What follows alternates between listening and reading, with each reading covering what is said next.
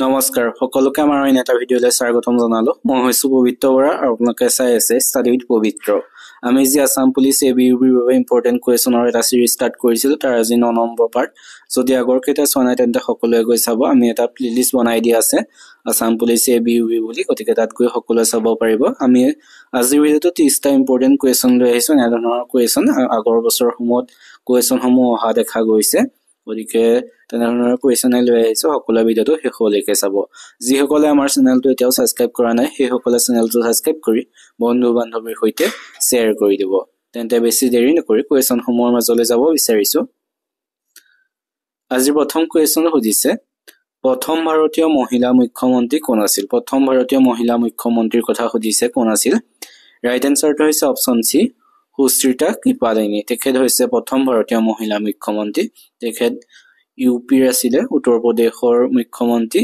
1963 চনৰ পৰা 1966 চনৰ তেখেতে উত্তৰ প্ৰদেশৰ মুখ্যমন্ত্ৰী হিচাপে আছিল আৰু তেখেতে হৈছে প্ৰথম ভাৰতীয় মহিলা মুখ্যমন্ত্ৰী আমি তাৰ পিছৰ 2 নম্বৰ কোৱেশ্যন লৈ আহিছো 2 নম্বৰ কোৱেশ্যন দিছে কোন চনত অসমীয়া ভাষা উন্নতি সাধিনী সভা গঠন কৰা হৈছিল চমুকৈ ভাষা কোন চনত গঠন হৈছিল right answer option D to 1888 চনত আৰু ইয়াৰ প্ৰথম সম্পাদক আছিল শিৱৰাম শৰ্মা বৰদলৈ আমি তাৰ পিছত আহিছো 3 নম্বৰ কোৱেশ্যন লৈ 3টো সুধিছে 3 নম্বৰ কুৰুক্ষেত্ৰৰ যুদ্ধত অসমৰ কোনে অংশ লৈছিল কুৰুক্ষেত্ৰৰ যুদ্ধত অসমৰ কোনে অংশ লৈছিল সুধিছে ইয়াৰ ৰাইট এনসাৰটো হৈছে অপচন এ ভগদত্তই কুৰুক্ষেত্ৰৰ যুদ্ধত অসমৰ হৈ অংশ লৈছিল আমি তাৰ পিছত আহিছো 4 নম্বৰ কোৱেশ্যন লৈ 4টো সুধিছে ৰিক্টাৰ স্কেলত কোনটো প্ৰাকৃতিক বিপৰ্যয় জোখা হয় এটো জানাইছেগে right answer option B two ভূমিকম্প আমি তাৰ পিছত আহিছো 5 নম্বৰ কোৱেশ্যন লৈ 5টো সুধিছে সূৰ্যৰ ৰশ্মিৰ পৰা দেহে কি ভিটামিন আহৰণ কৰে সূৰ্যৰ ৰশ্মিৰ পৰা দেহে অপচন সি ভিটামিন ডি আহৰণ কৰে আমি তাৰ পিছৰ কোৱেশ্যন লৈ যাওঁ তাৰ পিছৰ 6 নম্বৰ কোৱেশ্যন সুধিছে দক্ষিণ আফ্ৰিকাৰ স্বাধীনতা দিৱস কিমান তাৰিখে পালন কৰা হয় দক্ষিণ আফ্ৰিকাৰ স্বাধীনতা দিৱস কিমান তাৰিখে পালন কৰা হয় সুধিছে ৰাইট এনসাৰটো হৈছে অপচন বি টু 27 এপ্ৰিল তাৰিখে দক্ষিণ আফ্ৰিকাৰ যি স্বাধীনতা দিৱস এই স্বাধীনতা দিৱস পালন কৰা হয় তাৰ পিছত হৈছে 7 নম্বৰ কোৱেশ্যন লৈ 7টো সুধিছে ইজৰাইলৰ মুদ্ৰাৰ নাম কি ইজৰাইলৰ মুদ্ৰাৰ নাম কি সুধিছে ইয়াৰ ৰাইট এনসাৰটো হৈছে অপচন সি সেকেল হৈছে ইজৰাইলৰ মুদ্ৰাৰ নাম আমি তাৰ পিছত 8 নম্বৰ কোৱেশ্যন লৈ আহিছো 8টো সুধিছে উত্তৰ পূব উন্নয়ন নিগম কেতিয়া প্ৰতিষ্ঠা হৈছিল উত্তৰ পূব উন্নয়ন নিগম প্ৰতিষ্ঠা হৈছিল অপচন ডি 1995 চনত উত্তৰ পূব উন্নয়ন নিগম প্ৰতিষ্ঠা হৈছিল আমি তাৰ পিছৰ 9 নম্বৰ কোৱেশ্যন লৈ আহিছো 9 নম্বৰ কোৱেশ্যন সুধিছে অসমীয়া সাহিত্যত ভাঙনি কোঁৱৰ বুলি কাক কোৱা হয় ভাঙনি কোঁৱৰ বুলি অসমীয়া সাহিত্যত কাক কোৱা হয় অপচন এ টু শুদ্ধ উত্তৰ আনন্দ চন্দ্ৰ আগৰৱালা তেখেতক অসমীয়া সাহিত্যক ভাঙনি কোঁৱৰ বুলি কোৱা হয় আমি তাৰ পিছৰ কোৱেশ্যনটো লৈ যাওঁ তাৰ পিছৰ 10 নম্বৰ কোৱেশ্যন সুধিছে উমানন্দ মন্দিৰ কোনজন ৰজাই নিৰ্মাণ কৰিছিল উমানন্দ মন্দিৰ কোনজন ৰজাই নিৰ্মাণ কৰিছিল সুধিছে ইয়াৰ ৰাইট এনসাৰটো হৈছে অপচন ডি গদাধৰ সিংহই উমানন্দ মন্দিৰ নিৰ্মাণ কৰিছিল আমি তাৰ পিছৰ আহিছো 11 নম্বৰ কোৱেশ্যন লৈ 11টো সুধিছে কোন চনত বিধৱা বিবাহ আইন গৃহীত কৰা হৈছিল বিধৱা বিবাহ আইন কোন চনত গৃহীত কৰা হৈছিল সুধিছে ইয়াৰ অপচনৰ শুদ্ধ উত্তৰটো হৈছে অপচন সি টু 1856 চনত 1856 চনত বিধৱা বিবাহ আইন গৃহীত কৰা হৈছিল আমি তাৰ পিছত আহিছো 12 নম্বৰ কোৱেশ্যন লৈ 12টো সুধিছে নাবাৰ্ডৰ মুখ্য কাৰ্যালয় ক'ত অৱস্থিত নাবাৰ্ডৰ মুখ্য কাৰ্যালয় ক'ত আছে সুধিছে ইয়াত দিছে Kolkata Mumbai Geneva New York right এনসাৰটো হৈছে অপচন বি মুম্বাইত নাবাৰ্ডৰ মুখ্য কাৰ্যালয় অৱস্থিত আমি তাৰ পিছত আহিছো 13 নম্বৰ কোৱেশ্যন লৈ 13টো সুধিছে মোহিনীঅট্টম কোন ৰাজ্যৰ ধ্ৰুপদী নৃত্য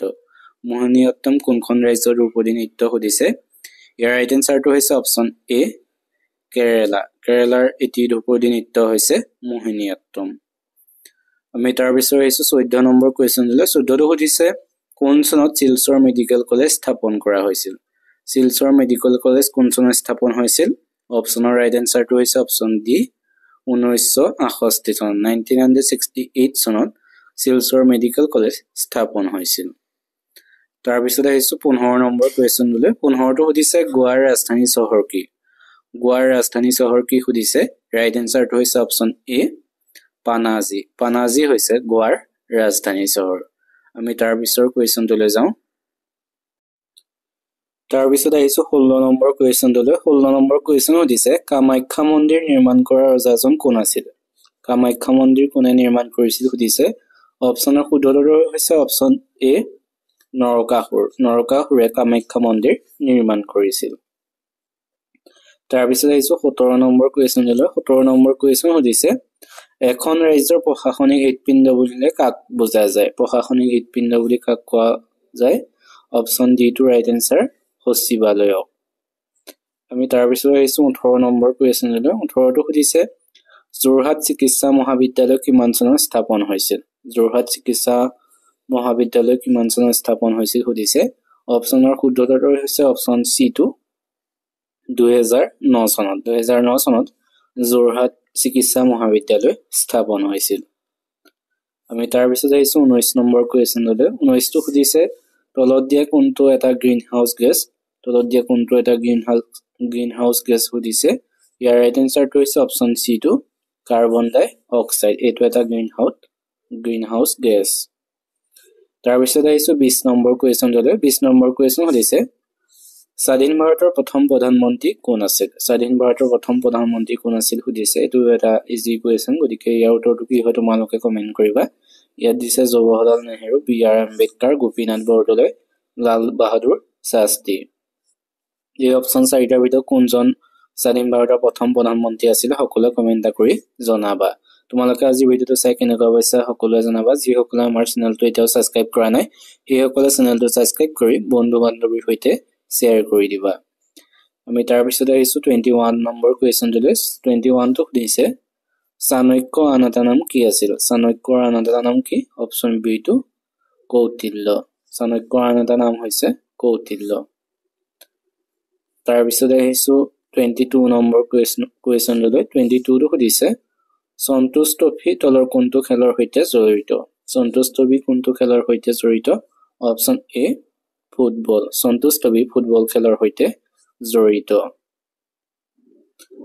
আমি তাৰ পিছত আহিছো 23 নম্বৰ কুৱেশ্যনটোলৈ 23টো সুধিছে দবা খেলৰ জন্ম কোন দেশত হৈছিল? দবা খেলৰ জন্ম কোনখন দেশত হৈছিল সুধিছে। ইয়াৰ অপচনৰ শুদ্ধ উত্তৰটো হৈছে অপচন এ ভাৰত। দবা খেলৰ জন্ম ভাৰতত হৈছিল। আমি তাৰ পিছত আহিছো 24 নম্বৰ কুৱেশ্যনটোলৈ 24টো সুধিছে ভাংৰা কোন ৰাজ্যৰ পৰম্পৰাগত নৃত্য? ভাংৰা কোনখন ৰাজ্যৰ পৰম্পৰাগত নৃত্য? Right answer option B Punjab. পঞ্জাৱৰ এটি পৰম্পৰাগত নৃত্য হৈছে ভাংৰা। তাৰ পিছত আহিছে 25 নম্বৰ কুৱেশ্যনটোলৈ 25টো সুধিছে মেডাম মেফি উৎসৱ কোন জনগোষ্ঠীয়ে পালন কৰে? মেডাম মেফি উৎসৱটো কোনটো জনগোষ্ঠীয়ে পালন কৰে? অলপ দিনৰ আগতে যেটো হৈ গৈছে। Right answer option B Tai আহোমসকলে। আমি তাৰ পিছত আহিছো 26 নম্বৰ কুৱেশ্যনটোলৈ 26টো সুধিছে ভাৰতৰ সৰ্বাধিক জনসংখ্যাৰ ৰাজ্য কোনখন? ভাৰতৰ সৰ্বাধিক জনসংখ্যাৰ ৰাজ্য হৈছে অপচন চি উত্তৰ প্ৰদেশ। আমি তাৰ পিছত আহিছো 27 নম্বৰ কুৱেশ্যনটোলৈ 27টো সুধিছে বিশ্ব কেন্সাৰ দিৱস কেতিয়া পালন কৰা হয়? বিশ্ব কেন্সাৰ দিৱস কিমান তাৰিখে পালন কৰা হয় সুধিছে। ৰাইট এনসাৰ অপচন বি 4 ফেব্ৰুৱাৰী। 4 ফেব্ৰুৱাৰী তাৰিখে বিশ্ব কেন্সাৰ দিৱস পালন কৰা হয়। আমি তাৰ পিছত আহিছো 28 নম্বৰ কুৱেশ্যনটোলৈ 28টো সুধিছে প্ৰথম অসমীয়া সম্পূৰ্ণ ৰঙীন ছবিখনৰ নাম কি? প্ৰথম অসমীয়া সম্পূৰ্ণ ৰঙীন ছবিখনৰ কথা সুধিছে। ৰাইট এনসাৰটো হৈছে অপচন চি ভাইটি। এইখন হৈছে সম্পূৰ্ণ ৰঙীন ছবি। তাৰ পিছত আহিছে 29 নম্বৰ কুৱেশ্যনটোলৈ 29টো সুধিছে পবিতৰা অভয়াৰণ্য কোনখন জিলাত অৱস্থিত? পবিতৰা অভয়াৰণ্যখন কোনখন জিলাত আছে? Right answer option D Morigaon জিলাত। মৰিগাঁও জিলাত পবিতৰা অভয়াৰণ্যখন অৱস্থিত। তাৰ পিছত আহিছো আজিৰ শেষৰ অৰ্থাৎ 30 নম্বৰ কুৱেশ্যনটো 30টো সুধিছে নীলা বাইদেউ কাৰ স্বপ্ন নাম? নীলা বাইদেউ বুলি কাক কোৱা হয়? অপচন এ ৰাইট এনসাৰ নিৰ্মল প্ৰভা বৰদলৈ। তেখেতক কোৱা হয় নীলা বাইদেউ। এইকেইটাই আছিল আজিৰ কুৱেশ্যন। আজি যি আমি 30টা কুৱেশ্যন আলোচনা কৰিলো 30টাৰ ভিতৰত তোমালোকে কিমানটা উত্তৰ কৰিব পাৰিছা সকলোৱে কমেণ্ট কৰি জনাবা।